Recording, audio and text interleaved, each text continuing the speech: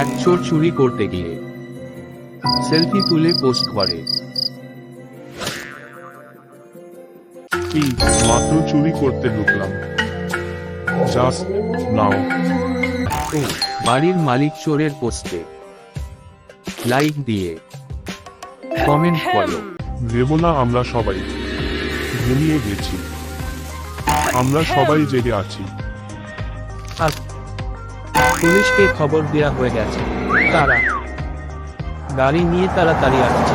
বাড়ির মালিকের কমেন্টে লাইক দিয়ে ইন্সপেক্টর আক্কাস আলী কমেন্ট করলো যে আমার গাড়িটি নষ্ট হয়ে গেছে, তাই আমরা হেঁটে হেঁটে আসছি।